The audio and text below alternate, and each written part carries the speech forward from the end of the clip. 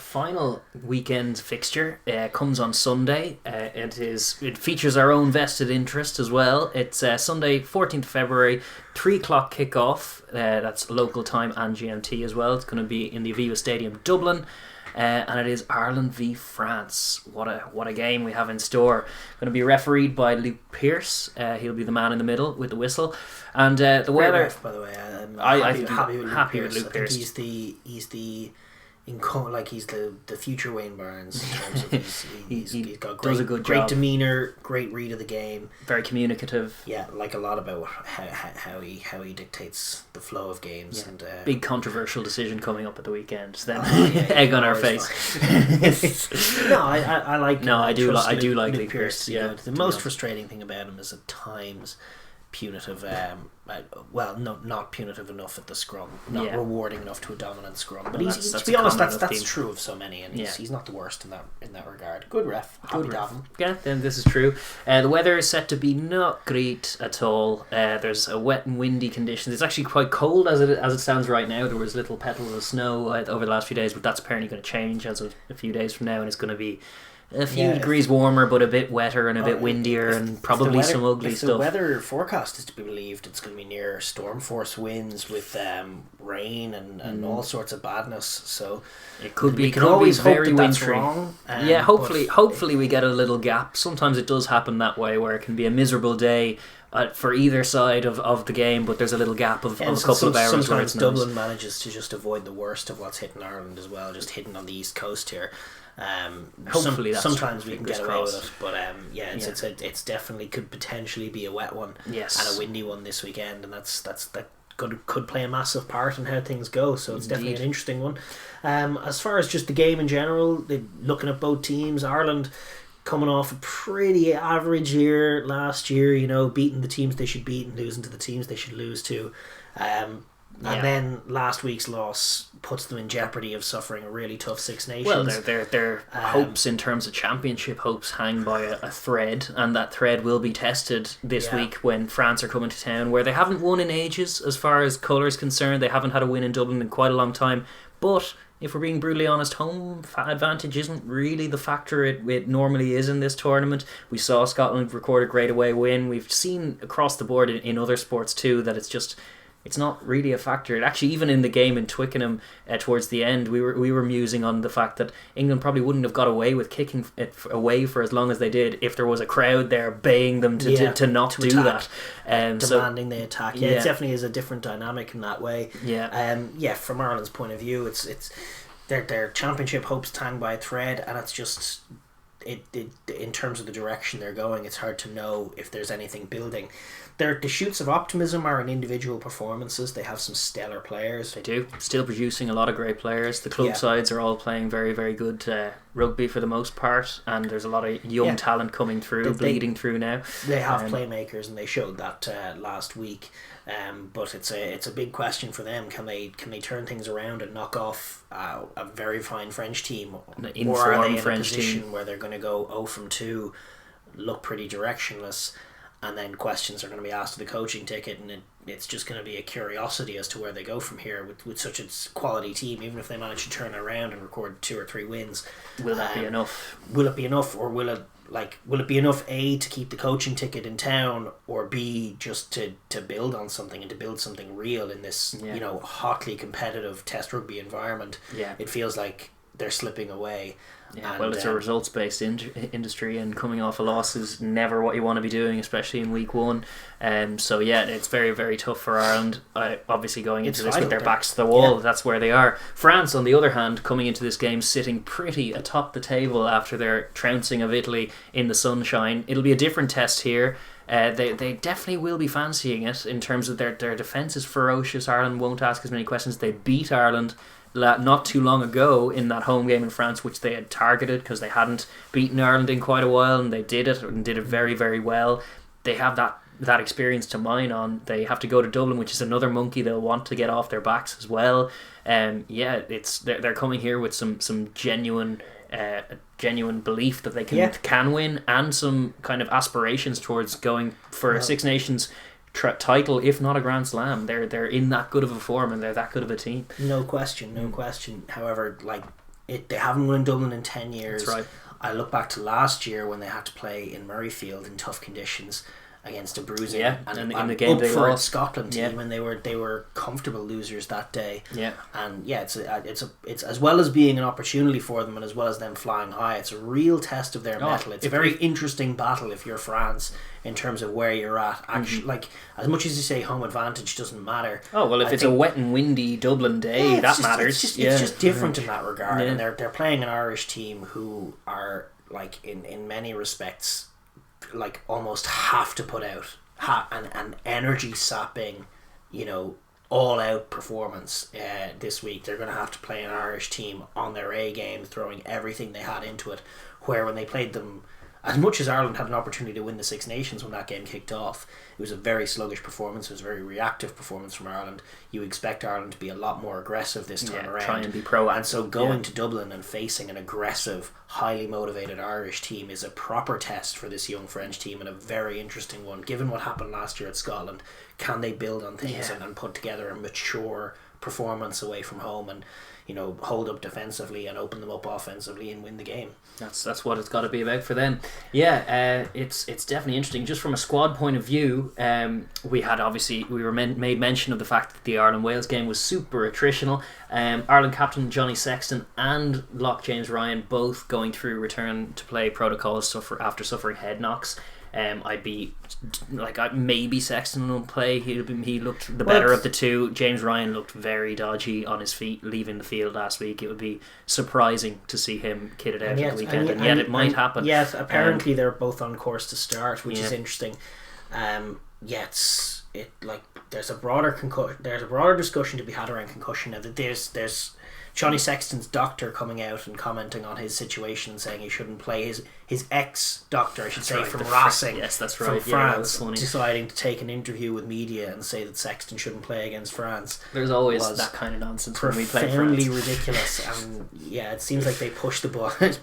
Sure, weren't they? They did that with Rowan O'Gara many moons ago in a World Cup as well, didn't they? Call into something into question in match week as well that got him a little tilted. They're all about those. I think it was gambling with Rowan. It might have been gambling, something along those lines. There's always those kinds of little subplots. Subplot or not, it seems crazy that a former doctor of his is going out and commenting to the media about his what would condition. Hippocrates say? It's a curious one, but I think the broader point is actually, I think the frustrating thing is that they do have a point in that, we've had all this breakthroughs about concussion, and I'm sorry, but like James Ryan, he was rocked. He was concussed. Like, is there another word for that? Yeah. Like where the guy gets hit in the head and he can barely walk and he's just like hobbling off the pitch holding his head. Yeah. And then you're telling me, he passed all his tests. He can play 6 days later. Like, it's crazy. It used to be a 3-week break, and it should be a 3-week break, and it would be like, it's disconcerting to see James Ryan if he's coming out here. It speaks to a poor treatment of players. It speaks to an outdated system, and it's just mistreatment of a young man, and it's mistreatment of a primary asset, a guy you want to take to the World Cup. You're going to put him at serious risk. So for all kinds of reasons, I kind of hope that we don't see James Ryan. I just think he was clearly concussed. But listen, if they pass the protocols the way it is at the moment, I expect they will throw him in. Yeah, well, one thing we do know is that Peter O'Mahony will not be available, having got himself red carded in the early exchanges last week, so he is out. Jack Conan has joined the group in Blanchardstown today to kind of bolster them in the wake of that as well. Peter O'Mahony will only return for the England game in the final weekend after that ban.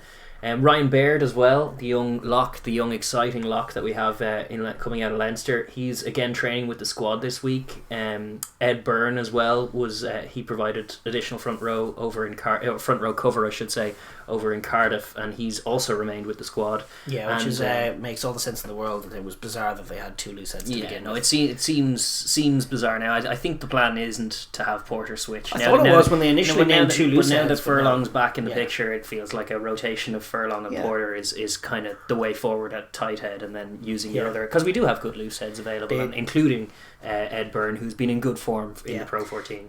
They do have interesting selection decisions. Obviously, you guys probably have the selection when this preview video comes out, but we won't. like a hooker, Ronan Kelleher versus Rob Herring. Kelleher outplayed Rob Herring. He did. Are they going to just lean on the bench? I feel like Kelleher could come in and start. Furlong, I feel like, has to come in and start.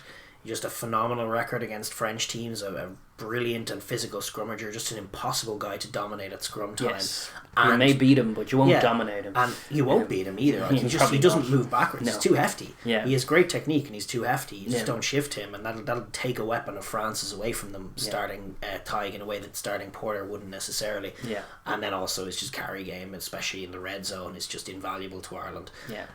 That'll be an interesting one to see. Obviously, with whether James Ryan plays is his own thing. Ian Henderson, I would love to see them bring Tadhg Beirne into the back row if they can start Ryan. Bringing Tadhg Beirne into the back row wouldn't be the worst thing. Obviously, Tadhg Beirne having to play, given how stellar his performance was. Yeah. Then there's question marks for me. Where the real question marks come in is obviously the backline as a whole, but mainly halfback. Yeah. Like it seems silly to even dwell on it because we all know in our heart of hearts it's going to be Murray and Sexton. Can't be overstated how poor the two of them were last week. They didn't, like, in terms of just managing the backline and managing the playmakers around them, they didn't do anything. They didn't generate tempo. They didn't move the ball well. They didn't put others into space. They didn't take the ball to the line. They weren't particularly aggressive. Murray actually was a little better in his performance than Sexton was, in that like a couple of occasions he did move blind. He did try and get a read on the defence and work some soft shoulders. Sexton just sat deep and tipped it. Like Sexton just did a Ross Byrne impression. He looked like a guy who was injured. When Sexton's at his best, he takes the ball to the line. He takes risks with his body. He sucks defenders in and puts other guys through holes. There was none of that. No. Ireland's attack was very, very static. Until the last 5 minutes, when you were looking at a Gibson Park, Billy Burns halfback pairing that was actually moving the ball around. I would start Billy Burns. I know he had that error last week. I kind of feel like you have to put faith in him because otherwise you're going to wreck the guy psychologically. I think that's a factor, and I actually don't think that Sexton or Ross Byrne are a preferable option, as bad as his errors were in that occasion. First of all, take the pressure off him. James Lowe's going to be kicking your exits. James Lowe can kick your corners. Why didn't James? Other players like Gary Ringrose can step into distribution. Hugo Keenan did a good job stepping into distribution. Your job as the 10 just needs to be take it to the line a bit, shift the ball on, expand the field, get your playmakers onto the ball, and it's something Johnny Sexton's not doing. So I'd love to see them start Billy Burns. I actually think it would be the right thing, given what happened last week and everything. I think it would be the right thing to start him, and I don't think this game for Ireland is going to be won at 9 and 10. Maybe I'll be wrong. Maybe Murray and Sexton roll back the years, put in a box kicking masterclass, bombing masterclass. I don't see it. I don't think they're playing well enough. I would love to see Ireland try and get guys on who aren't there to be the stars of the show. At halfback, but who are just there to facilitate the likes of Ringrose, the likes of Larmour, the likes of Keenan.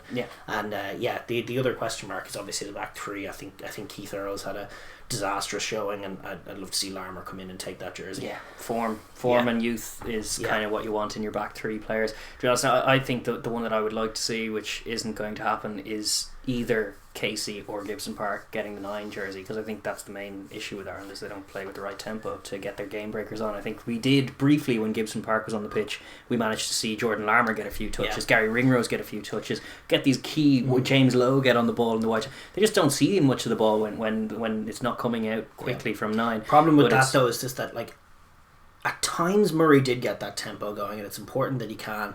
And Murray actually has a very good box kick, and I don't think they get through the game in wet weather without a very good box kick. And I just think you could heap pressure on yourself by putting in like a guy who's so green like Casey, or a guy like Gibson Park who really is not a good kicker of football. He's a passing scrum half, but that's kind of what I want. It's a selfish thing. I just want to see better passing from Ireland. No, I agree, but I think Murray's playing well enough that I don't think you can justify dropping him with his kicking asset, especially when you're looking at a wet and windy game. That's probably true. No, I would sooner see Murray and Burns, frankly. I don't think Sexton's captain, so if he's fit he plays, and that's just the way it is, but I don't think he played well. He's going to have to play a lot better.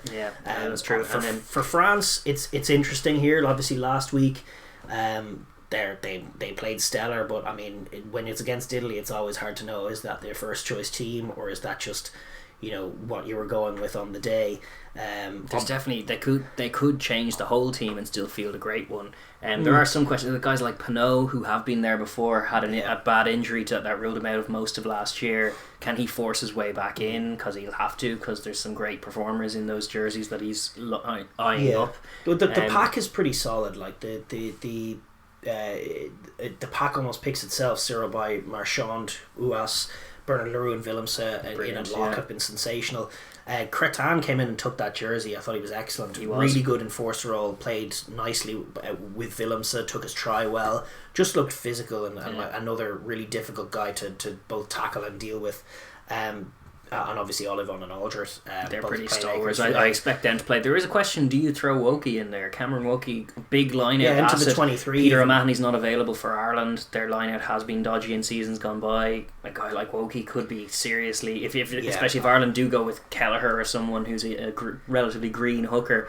There's potential to pressure them with. I'd love to see them go with Wokey. I think they should. I think the sooner they get him involved, the better. They haven't yet. Jay is the guy who they've been putting on the bench, but I would certainly get Wokey involved, if not in the starting team. Probably not in the starting team, but off the bench. I would unleash him. I think he's all kinds of potential, and I think he's all definitely part of the World Cup plan, surely to God. And then obviously they've a rake load of injuries. Rake load of options in the outside back department. It's all about what they go for. Well, Doolan played well last week, but Big Boutier has been their asset of choice, and if he's back available, they might chuck him back in. You never know. Teddy Thomas, great record against Ireland, great form. He plays. Villiers, did he do enough? Or does Pinot I thought he was very, very good. Was Villiers? He didn't get as much opportunity with ball in hand, but every little bit of scrap that he got, he did a very tidy work with, and he's been brilliant in club rugby for the last 2 seasons. So it's an embarrassment of riches that they're bringing to Dublin to try and test us with. And whichever team they name, I expect a very, very tough test for Ireland. No question. And speaking of that test, we will pivot into the game and what both teams are looking to do, and we'll start with the home team, which is our own team, our vested interests, Ireland. And we'll try not to go too long.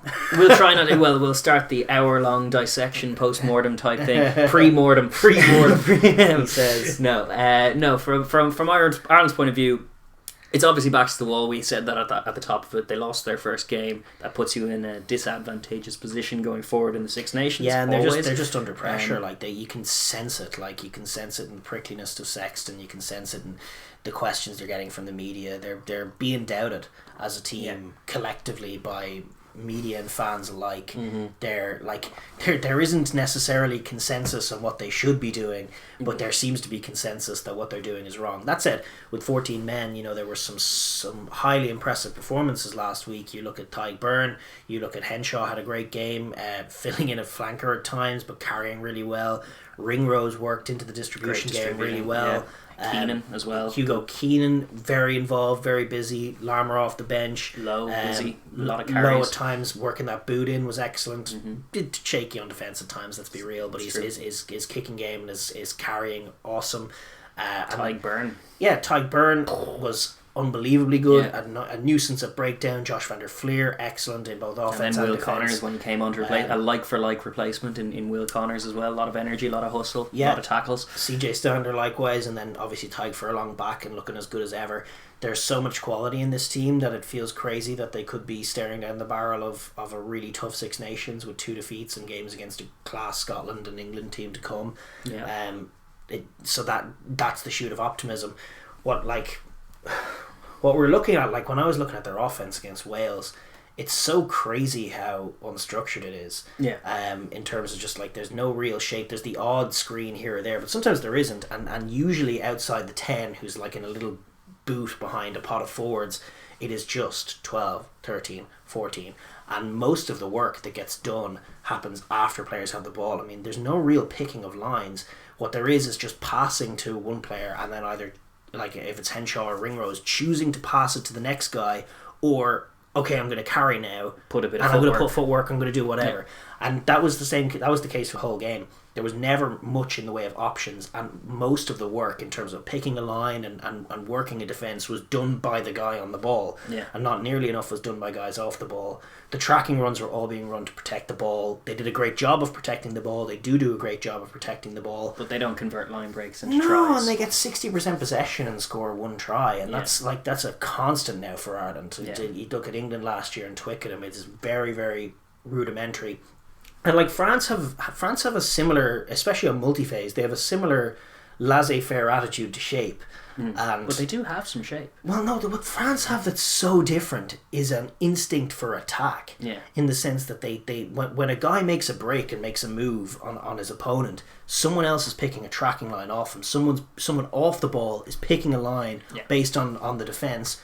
To try and bust a hole through it. And when a line break happens, they score because 2 or 3 guys are running on the inside. They're not running to hit a ruck, and they're anticipating the break, supporting the guy who breaks the ball, taking passes and finding tries from line breaks.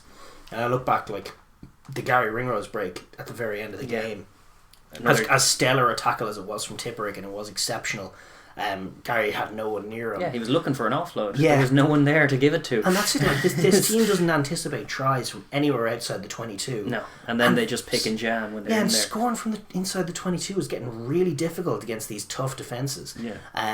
Outside the 22 is where the tries are sometimes. Yeah. So pick and support runs and just changing that mindset on attack from just protecting the ball at all costs to actually trying to bust open the defence would make a world of difference without even improving the shape at the moment, which is largely non-existent. Like, it's very, very, like, whether it's off 9 or off 10, it is a carrier with a couple of guys who are going to hit rucks or latch, and that's it. Like, and that really, regardless of where they are on the field, that's it. And so it's very, very tough to work space, apart from on the occasions where they play a bit of heads up rugby and they see that they have, a numbers up situation on the blind side and they can generate a bit of quick ruck ball. And you saw that, like, because they have such game breaking players. Like Ty Byrne will see a chance to pick and jam, and he will pick and jam, and then he'll get over, and then all of a sudden it's presented to Murray and he'll use it quickly, and Furlong will bust through, and then it all of a sudden starts to look good without looking in any way sophisticated. And then if you get in a numbers up situation, you can work outside them. Most of the time, they get a penalty advantage and they just kick the ball away and it doesn't amount to a try.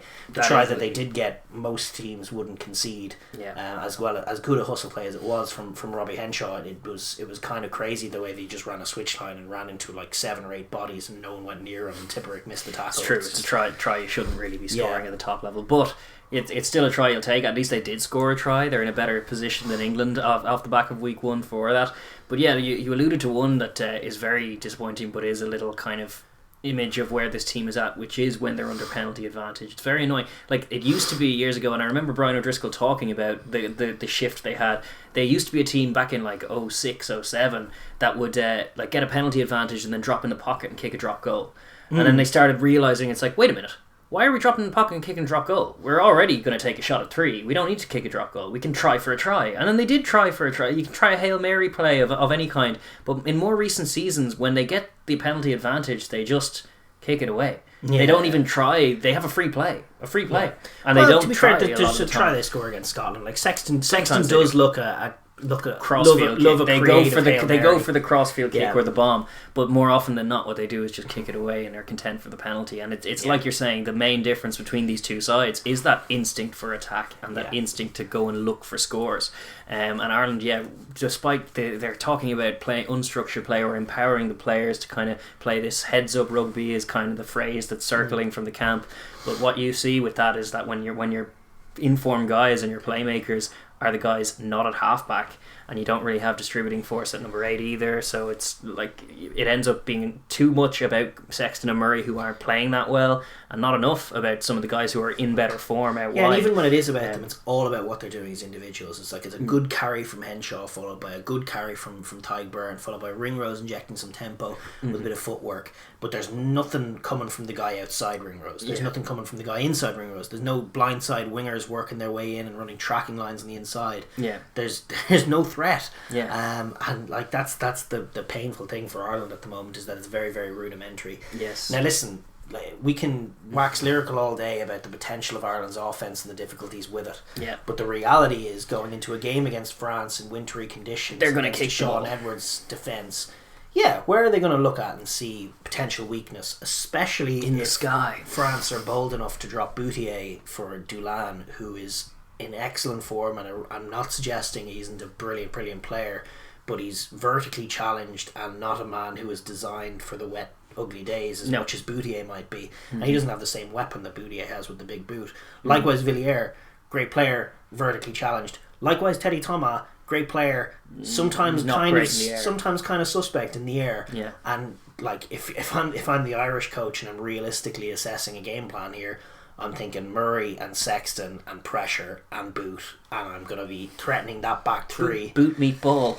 Boot meet ball meet boot. Exactly. Yeah. I think they're going to kick the ball into the sky and chase and try and disrupt the French back three as best they can and generate red zone attacks from there. Yes, I imagine you're probably right. Yeah, the only issue, the fear that I have with that game is that it's going to be slow to generate points. Yeah.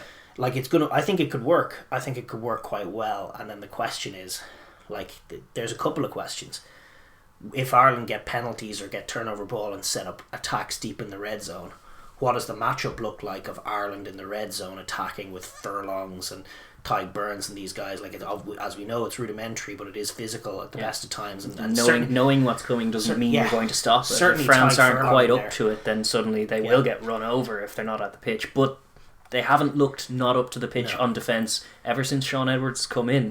And Sean Edwards' defences have a good record of stopping a rudimentary Irish offence. They can be very robust. And I do think back to the Cian Healy try that he got in Paris at the start of the game last year, and I think maybe there's scope for that. However, against England and against Italy last week, just their defence in the red zone is so stellar. Like, Ireland would probably be wise to take 3 pointers. Oh, I'd say there will be 3 pointers settle down for intense, 10-minute periods of attack that don't culminate in anything. Yeah. And then the question is 3-6-9 going to be enough against a team who can score 14 points in 2 minutes? Yeah. And that's what the question is: are they going to keep France from scoring for the entire game? This is a big question as well. And that's where you look at the defence. Yeah. And this is kind of the hidden problem with Ireland at the moment. Yeah. Is just how bad their record is on defence in terms of tries conceded to minutes opposition have the ball in their half. Because they tend to have dominant possession stats and yet concede lots of points and don't score a lot of points. It was the same last week. Wales had pretty much 2 visits to the 22, both of which ended up being tries, and quick tries at that. Pretty quick. It's a curiosity, and as tough and physical as Ireland can be, and as lethal as Tyg Byrne can be at the breakdown, there definitely is a weakness there, just in terms of their wide defence that France will be definitely looking to exploit, and did do very recently in that game in Paris last autumn. They killed Ireland punished them for loose kicks, which could yet be a thing that happens as well. You can't kick too loosely to them because their unstructured defence and their transitional defence is pretty slow, and France's instincts are pretty quick. Of the things that Ireland have been caught in, you saw it against Wales, and you've seen it against France as well, is just like off a line out or off a scrum on one side of the field.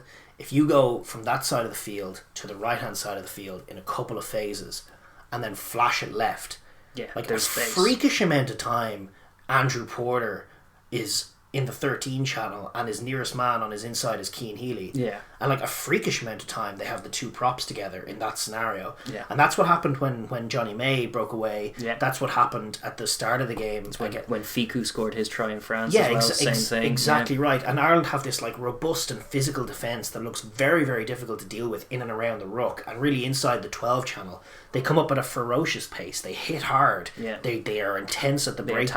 They attack the ball. They look very, very difficult. And then all of a sudden, if you stand deep, as France did the last time, I thought Ntamak played so well that day. He did. It was his best game in the French shirt. They sat deep. They moved the ball. They got outside that initial blitz. And as soon as they got there, all of a sudden they were forwards. All of a sudden the speed of the line speed broke down, and then it was just sluggish. It was just pace versus not pace, and teams got around them. And you've seen that picture a few times. You even saw it there last week against Wales. James Lowe cutting in off his wing instead of holding his width. Yes. Those little things could be absolutely killer against France. And if France can get to their outside, they're going to score tries. And from Ireland's defensive point of view, it's about not making that happen. And I think it involves... Big job for the centres. Yeah, I think it involves holding your width a little more, and maybe that comes at the expense of just the aggressive inside line speed, but moving Henshaw and Ringrose a little wider and forcing France to sort of operate in narrower channels might make a bit more sense as far as containing them, because at least then you get your playmakers in at the ruck and it makes it slow, it makes it difficult. And they do have, in terms of their defence, they do have a useful asset in Josh van der Fleer and then Will Connors off the bench, who tackling machines and line speed setters. They actually do create that blitz. They pressure the 10 straight away, which kind of means there's scope to move those centres a little wider if you're trusting him to set that line, and then you have CJ or someone else inside that's pretty rock solid around the ruck. You can afford to be a little bit, just cover the wider space. Big job for Ringrose, who has a history of making good reads with a little bit of soft tackle issue. Sometimes he makes a perfect read and bounces off the tackle, which is something that France will duly punish should that happen again. Yeah, of course. And listen, France like to play at a frenetic tempo, and that's one thing that Ireland don't like, is when the pace gets too quick for them.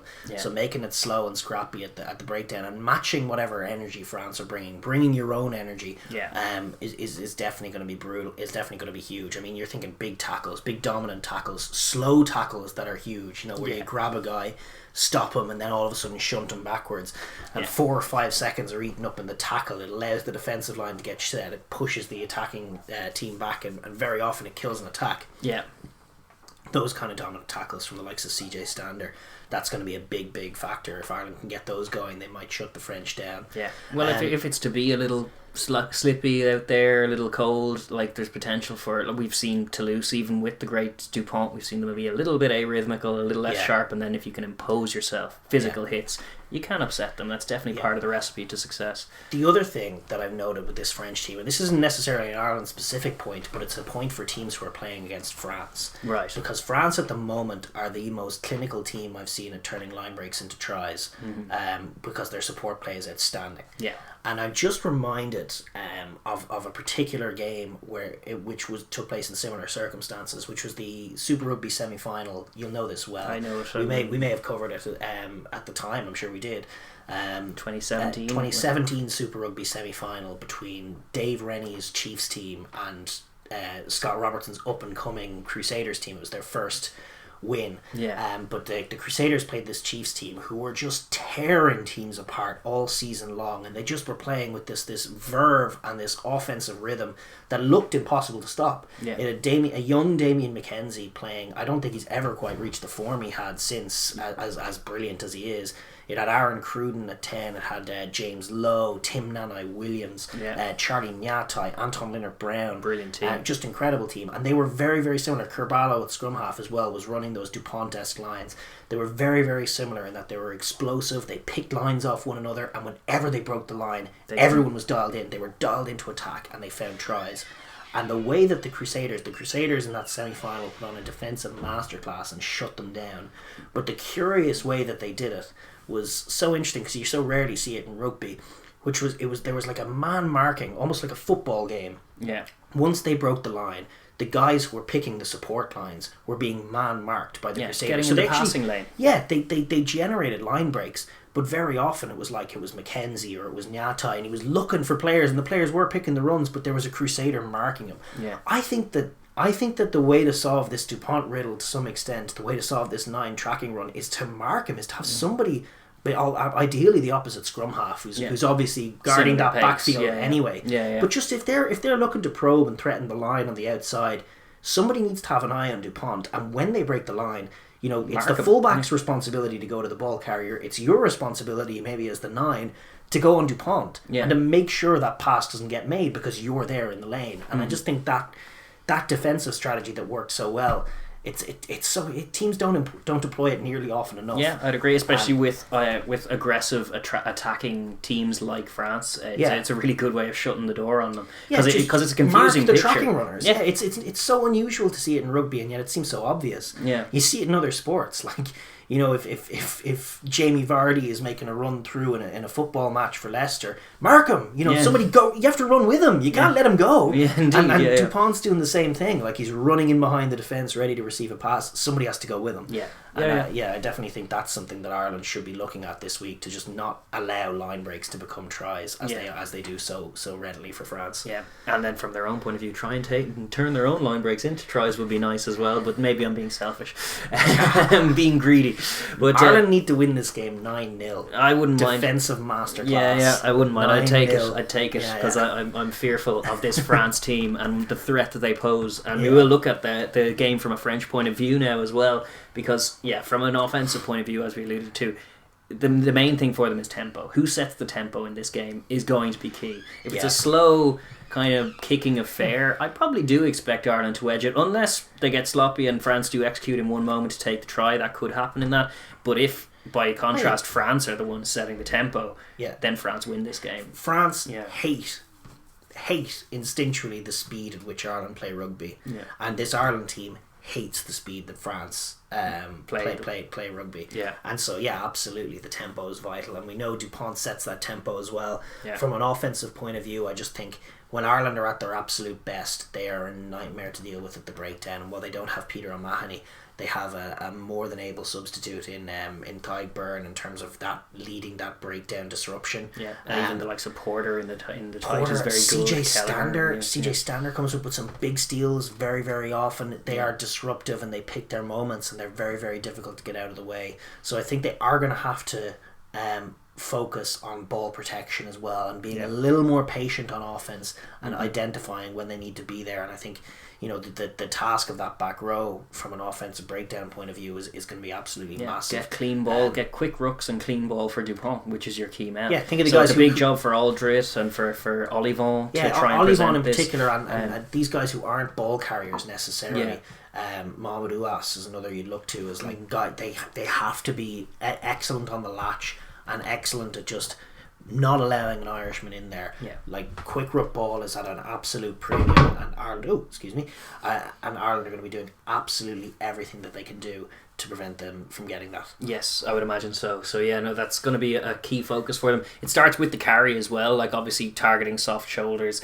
When you get a dominant collision, it's much easier to get quick ball. If you're driven back, it's much tougher as well. So it starts with the technical carry, obviously, things like running onto the ball, which you will be forced to do anyway, which is one of the great things about the way Dupont plays the game, is that he just invites runners onto every pass rather than kind of checking their run with it. It's the opposite. He forces you forward. So that's going to be a key for them, is try and get those key ball runners over the advantage line, occupy the likes of Josh van der Fleer, because van der Fleer is going to shoot out and pressure your 10. If you can force him to make a tackle and then go on the next phase, he's not there doing that because he's on the bottom of a ruck. That's like a super simple thing that you can target to try and to kind of manipulate the Irish defensive line and then get to the extremities. They should be trusting their passing game, even in the wind and the wet, to try and move the Irish about, because the Irish don't like moving about, and they don't like teams that attack them with the full width of the pitch and at tempo. So you should try and force them to do so. Try and force them to especially if Ireland are being super aggressive in the narrow channels. But what I will say is, no matter how aggressive Ireland are,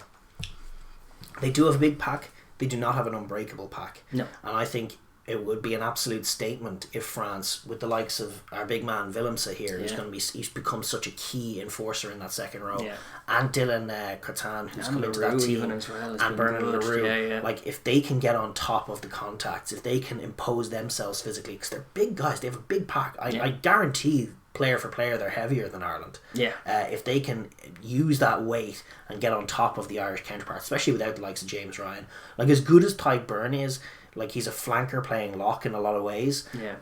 Like if Willemse can run at him, force him to make the tackles instead of getting the jackals in, like there's very real scope for them to get on top of Ireland physically, which is a picture that Ireland just can't tolerate. No, and if they couple that with a few scores of a lead, like Ireland are a pretty good front running team and a terrible chasing team. Ireland can't chase games. That's how France got them last time. Early scores. Another area that they did so well last time with Ntomac was just checking the Irish aggression on defence with clever little kicks in behind. Murray doesn't. It's often there against Ireland. Murray doesn't cover that space. Murray's in the line a lot of the time, so they don't have a 9 covering that space. Hugo Keenan has plugged a lot of the holes that were there when the likes of Stockdale were filling in at fullback. Like it was a mess with Stockdale, let's be real. But he's still a young man. He still makes mistakes from the odd time. He still can't cover the whole field. And little kicks into where the space is. forcing Ireland to be under pressure and just checking that line speed. It's a big job for Jalibert, to be honest. It is. Entomac did it so well the last time. He showed the exact blueprint of how to do it. It's a different man in that jersey, but a similar role that needs to be performed by him. Yeah, like obviously it's Petit General for France. It's going to be Dupont mainly, but Jalibert has his role to play, and those little probing kicks in behind. When you see the defence coming up that quickly, it's very off and on, and it's a tough one to execute, but it needs to be gone to and executed well. Then the other thing as well is just if Ireland are proving successful with some of their defensive things, like if they're actually stalled, if momentum's kind of disrupted and things aren't going, it is ultimately on Dupont to kind of mix that up. You'll want to see him kind of taking it off the ruck and probing around those fringes before inviting those runners on. What you don't want to see is it getting a little lateral and a little slow. Yeah, because if they're not setting the tempo and they're sort of forcing the issue in the wet and the wind, they'll kick the box kicks, especially if it's a wet day. But they'll kick the box kicks if that's what's on. Like if they're stopped, like let's be real, like we can romanticize all we want. That's what teams are going to do, is just limit the potential errors and put the pressure on the opposition. Especially when you're looking at a side as limited as Ireland on the ball. Yeah, like they're not going to fear Ireland having the ball. Yeah. So if they're in there, and they're showing good capacity to kick it away. Sure, they did it to England as well. Yeah. There's no fear. Exactly. If they're in their own half, I think most of the time they're going to be box kicking anyway. And if they're in the opposition half and it's stalling, they'll look to probe the corners. They'll look to test the Irish pendulum and just put them under pressure, because they're not really fearing anything the other way. No, they're the more dangerous team with ball in hand, and they with their defence being as good as it has been over the last few seasons, they should have confidence in it, and they'll be comfortable enough playing without the ball for a time, especially against an Ireland team that aren't that clinical. So then defensively from that point of view, France are, as we said, very much improved. One of the most improved teams in international rugby as far as the seismic shift in their defensive strategy and just energy in general. Like the way they're adding layers to it as well. It's still not as good as the Welsh defence that Sean Edwards took to the World Cup. No, that was polished over 10 early years. Days, but it's very impressive. It's robust in the red zone. They starting in the last few games to work in jackals, which weren't there before. You're seeing Aldred come in with some big time targeting steals. The balls. It needs to be well timed, because you don't need to go in all the time, but when you see it's there, go for it. Poach the ball. They're adding layers to it, but at the moment it's just it's line speed and quality of tackling, and they just have raw talent when it comes to physicality and when it comes to just athletic attributes. Yes, they have a lot of good assets to pick from. They've married that with discipline and a work ethic. It's great. Like he's managed to extinct one of the seismic changes Edwards has made is he's removed the try that was there for many teams over many years with this France team that was just on the second or third phase post set piece, targeting the inside because the forwards weren't working the short side because they weren't folding around the corner. Now they are putting the work in. They are running on when they're off the ball. They're plugging the space around the rucks and forcing teams to go wide. And Italy did get some purchase out wide against them. It wasn't perfect, but once it got into the red zone, it did tighten up. Yeah. And the same strategy should be true for Ireland. Like you should be daring Ireland to go wide. Realistically, looking at what Ireland do with the ball, just like plug everything narrow. Yeah. If Stander's going to run tight, meet him with two forwards. Yeah. Yeah, because you're going to try and repel him, because Ireland are going to wait for a bit of go forward before they try to do anything. Yeah. And you should be daring them to make. There's space. There's a whole acre of space out here in the 15-meter channel, but it'll take you 4 passes to get there. Yeah, well, indeed. It's just not going to happen. Ireland have shown a little better capacity to do that. There was one sequence where it was like nice towards the end of the game where it was nice Gibson Park pass, nice Burns pass, nice Ringrose pass, winger. Yeah, I love to see it. Yeah, but that is the exception of the rule when it comes to Ireland, and certainly making them make those decisions feels like a very useful play. No, I think it'll be their strategy. Yeah, just know nothing stupid, nothing soft and nothing stupid. Yeah, I mean, if I was to write two things on a chalkboard for the French team, that's what I'd say. Nothing soft, nothing stupid. Yeah. Make Ireland make difficult plays in attack. They're not very comfortable moving the ball at the moment. Yeah. They are quite rudimentary. They try and wear teams down and protect the ball. So be patient. Yeah. Don't give them anything easy. And eventually, hit them hard. Hit them hard on the inside, and don't give them anything easy, and do not give away penalties. Don't stray offside. Yeah. Don't hit high tackles. Don't go into rucks. Yeah, don't go into rucks you don't belong.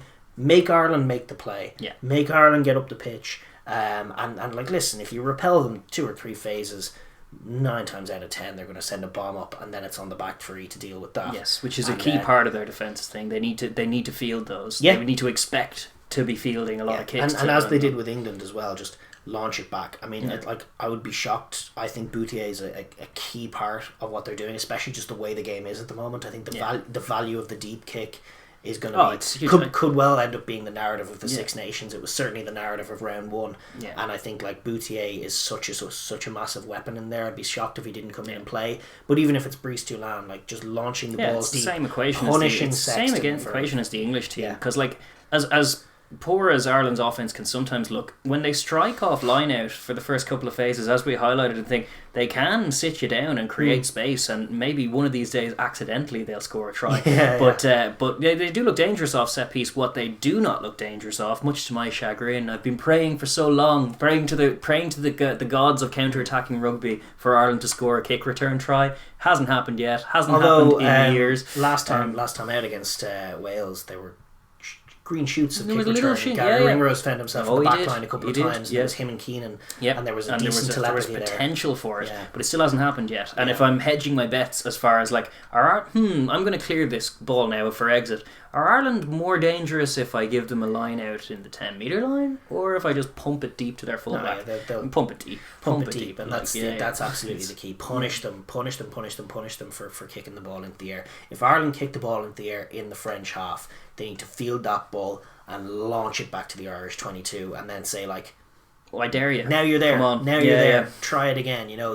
And that's the key. Like if you limit your mistakes against this Irish offense, that you'll discourage them. It's a pressure offense. Yeah, and they'll end up like Sexton will end up losing the head if it doesn't work for them, and they'll end up winning the game. I think. Yes. If they just limit their mistakes and play with a composure and physicality to match Ireland, they're I think a better quality team in a much better place, and certainly a better coached team at the moment. If they do that from minute one, if they come at it with that approach, I think they're very likely to win the game. I think they're probably favourites to win the game. If they start sloppily and give a few easy entrances, and suddenly Ireland do go 3-0 or 6-0 up, the task becomes much more difficult, because as Irish fans, like it's annoying to watch them, but when they have a little bit of a lead and a little bit of a foothold in a game, they can be annoying to play against the whole time. Like this is the thing, like when with all of our dismay at times at Ireland, like they have some bloody brilliant players and they can look excellent sometimes. They're not like a hopeless entity, and that's almost what makes it more frustrating. But the quality of some of these guys that they have in their team coming through, like I think Hugo Keenan is an exceptional talent at fullback. I think Gary Ringrose has the potential to be an all-round world-class 13. Ty Byrne looks exceptional. Ty Furlong we know is exceptional. There's quality all over the pitch for Ireland. It's not quite there at halfback at the moment, which is where we're used to seeing it. But there is quality all over the pitch and very, very exciting talent. And when they play well, they can be absolutely excellent. Especially if you give them a lead in the first quarter.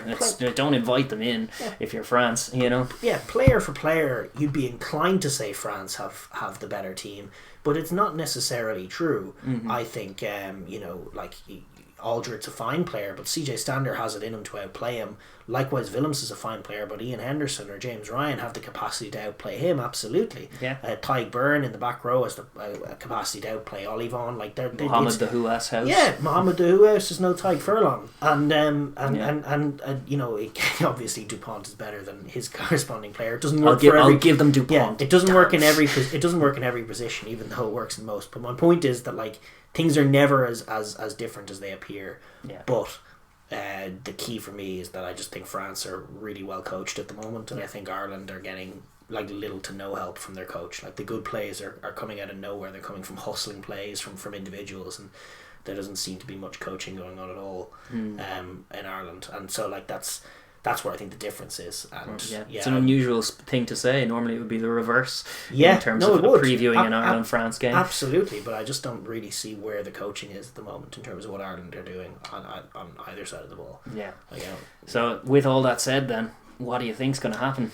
It's always tough to predict these Ireland games because the green lenses definitely tint things. And it can tint it one way or another. Like sometimes it can tint it negatively because you can just be in this negative mindset with your team where, remember when we were the best team in the world in 2018 and everyone thought we were going to win the World Cup, and now we're just not everyone. Yeah.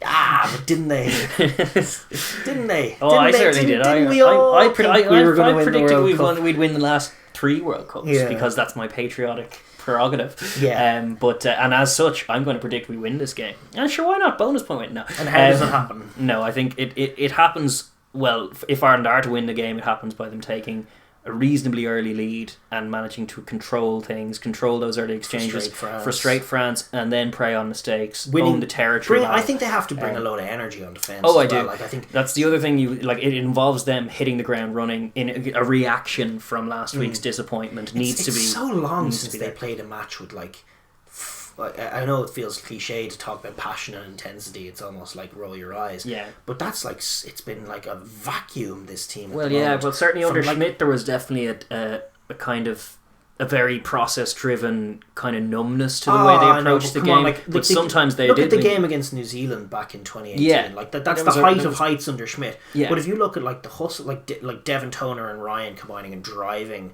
Retallick back, and obviously the crowd brings that energy as well. But when the team were just bringing that unreal energy and just living or dying with every play and slapping each other on the back and just looking charged, I think they need that kind of performance. And if they bring that kind of performance, they can win the game. Yeah. But if you ask me what I think, what do I say when I don't know, is the better team wins. The better team is France, I think, comfortably right now. I think they're a much better team.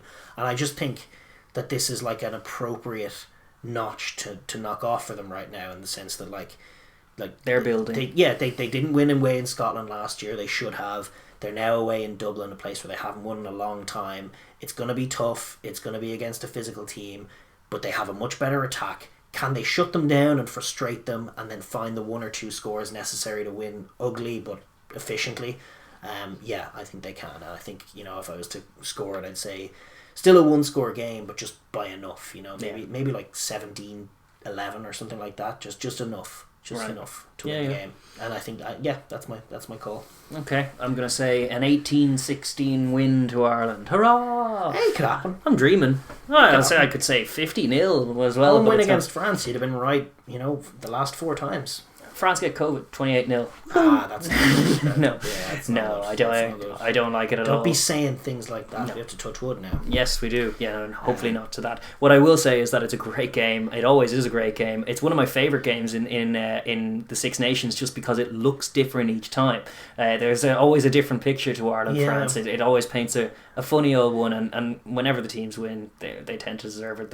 It's currently France. They won last time in Paris, and they rightly deserved it. And hopefully back in Dublin now we can do them a bit of pain and get ourselves back in the championship. That's what I'm hoping for. Let's see.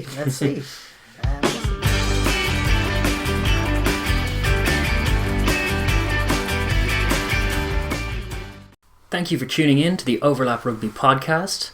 If you enjoyed what you hear, please like and subscribe, and leave a comment down below as well. We enjoy hearing your opinions too. Thank you.